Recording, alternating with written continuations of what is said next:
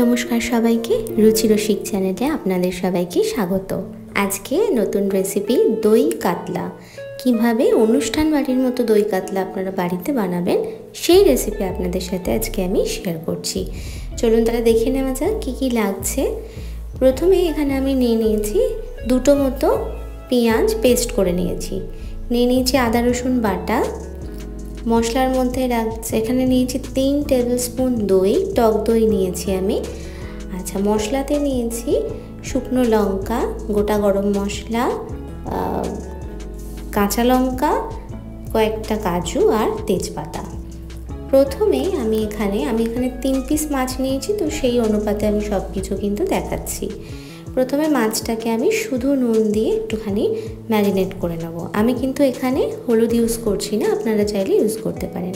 দোকানের কিন্তু এই অনুষ্ঠান বাড়িতে যে দই কাতলা হয় সেটা কিন্তু একটু সাদা সাদাই হয়, সেজন্য আমি এখানে হলুদ ব্যবহার করিনি। এরপর এটাকে আমি তেলের মধ্যে ভেজে নেব। দুপাটটা ভালোভাবে ভেজে নেব, কিন্তু কম আঁচে ভাজতে হবে, মানে কড়া করে ভাজা যাবে না। তো এরকমভাবে দুপাট ভালোভাবে ভেজে নেব, খুব একটা বেশি কড়া আমি করিনি। ভালো করে ভেজে তুলে নেব। খুব সহজে কিন্তু এই দই কাতলা আপনারা বাড়িতেই বানাতে পারেন, আর স্বাদ কিন্তু একদম দোকানের মতো হবে, বা আপনারা যে অনুষ্ঠান বাড়িতে খেয়ে থাকেন সেরকম হবে। রেসিপিটি যদি ভালো লাগে পুরোটা দেখবেন, আর লাইক করতে ভুলবেন না প্লিজ। চ্যানেলে যদি আপনারা নতুন হয়ে থাকেন তাহলে চ্যানেলটিকে কিন্তু অতি অবশ্যই সাবস্ক্রাইব করে নেবেন। দেখুন মাছগুলো কিন্তু আমার এখানে ভাজা হয়ে গেছে। এবার আমি একটা পেস্ট বানাবো। তার জন্য আমি এখানে টক দই নিয়েছি, 4-5টা কাজু দিয়েছি আর 2টো কাঁচা লঙ্কা, এই দিয়ে একটা পেস্ট, আর অল্প একটু নুন দিয়েছি, দিয়ে একটা পেস্ট বানিয়ে নিয়েছি। এবার প্রথমে ওই মাছের তেলেই ওখানে আমি দিয়ে দিচ্ছি প্রথমে অল্প একটু জিরে, তার সাথে তেজপাতা, শুকনো লঙ্কা, আর দেব গোটা গরম মশলা। এই সবগুলো একটু ভালোভাবে নাড়াচাড়া করে নেব। এরপর আমি এগুলো একটু ভাজা হয়ে গেলে এতে দিয়ে দেব পেঁয়াজ বাটা। এই পেঁয়াজটা দেওয়ার পর বেশ কিছুক্ষণ কিন্তু ভেজে নিতে হবে মিডিয়াম ফ্লেমে, যতক্ষণ না পেঁয়াজটা একটু কালার চেঞ্জ করছে। যখন পেঁয়াজের কালারটা মোটামুটি চেঞ্জ হয়ে আসবে তখন আমি এতে দিয়ে দিচ্ছি আদা রসুন বাটা। আদা রসুন বাটা দেওয়ার পর এখানে আমি বড় 1 টেবিল স্পুন মতো দিয়েছি, আপনারা আপনাদের মাছের পরিমাণ অনুযায়ী এটা ব্যবহার করবেন। এরপর এতে আমি এই আদা রসুনটাকেও কিছুক্ষণ নাড়িয়ে নিয়েছি যাতে কাঁচা গন্ধটা চলে যায়। যখন সেটা চলে গেছে তারপর আমি এতে অ্যাড করেছি যে কাজু, কাঁচা লঙ্কা আর দইয়ের পেস্ট বানিয়েছিলাম, সেটা আমি দিয়ে দিচ্ছি।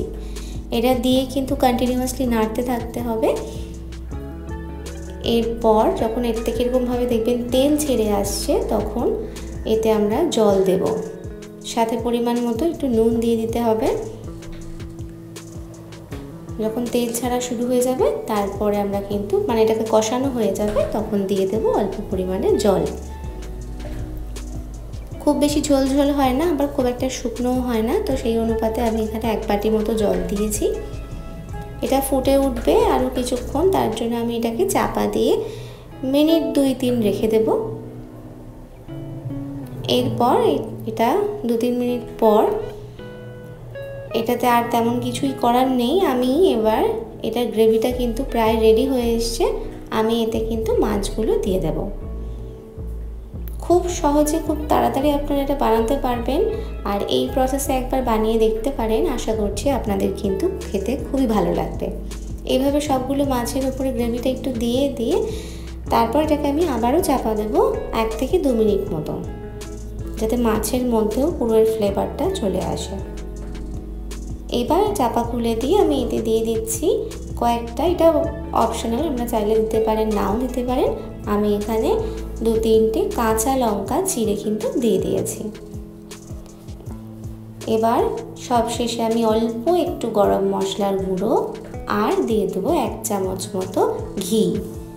এই দুটো দিলে কিন্তু এর স্বাদ একদম আলাদা হয়ে যায়, খেতে খুব সুন্দর হয়। বাস এইটা করলেই রেডি হয়ে গেল আমাদের দই কাতলা। আর কিছু করার নেই। এর পরের স্টেপে আমি যেটা করেছি, নামাবার আগে আমি ওপর থেকে একটু বেরেস্তা মানে পেঁয়াজ লাল লাল করে ভেজে রেখেছিলাম, সেটা ছড়িয়ে দিয়েছি। আপনারা চাইলে দিতেও পারেন, নাও দিতে পারেন।